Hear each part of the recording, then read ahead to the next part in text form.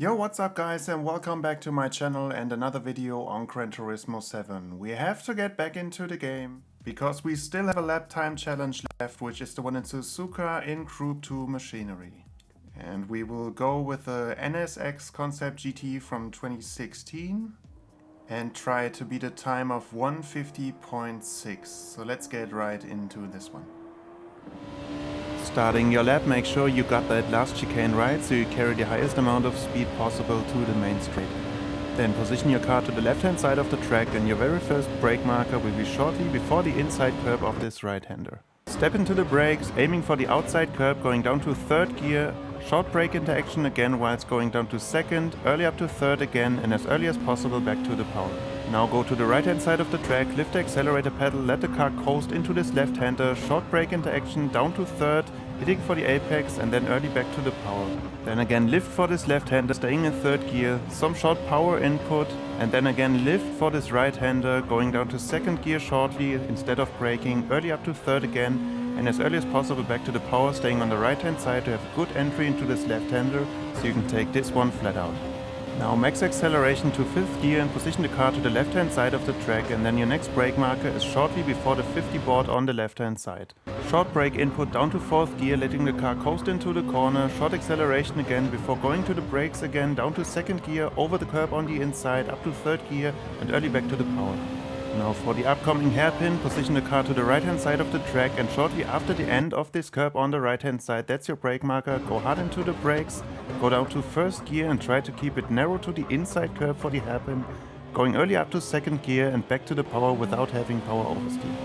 And now accelerating to the max and revving these gears out through this long right hander, consider leaving a like to the video and subscribing to my channel. Before positioning the car to the right hand side of the track, then your next brake marker is shortly after this entry passage or tarmac on the right hand side. Short hard brake input and going down to 3rd gear, let the car coast shortly into this left hander, short power input again before braking again, going down to 2nd gear for rotation and 2 gears up into 4th and fully to the power again to take the maximum speed out of this corner without having power oversteer. Now accelerate to the max again, revving those gears out and position the car to the right hand side of the track for 130R. And then aiming for the inside curb, you can take this one flat out without lifting or brake input. Now keep the car to the left hand side of the track, and then your next brake marker is shortly after the 150 meter board. I took this one a bit safe, so you can actually go a little bit more to the 100 board,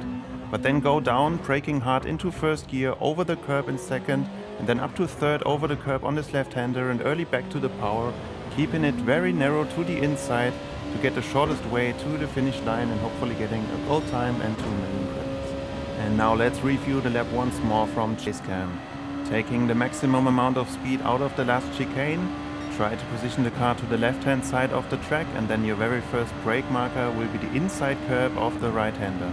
So shortly before the curb, go into the brakes and down to 3rd gear, aiming for the outside curb, braking again down to 2nd for more rotation, early up to 3rd and as early as possible back to the power. Up to 4th, lift the pedal, let the car coast into the left-hander, short brake action down to 3rd and early back to the power again. Lifting for the left-hander, keeping it in 3rd, short power input again before lifting for the right-hander, short 2nd gear downshift and early up to 3rd before going to the power again. This one can be taken flat out if you got the entry right, so up to 4th gear and rev those gears out up to 5th, shortly before the 50 meter board, short brake action down to 4th, short power input before braking again down to 2nd, early up to 3rd and back to the power. Accelerate up to 4th gear for the hairpin, position the car to the right hand side and shortly after the end of the curb,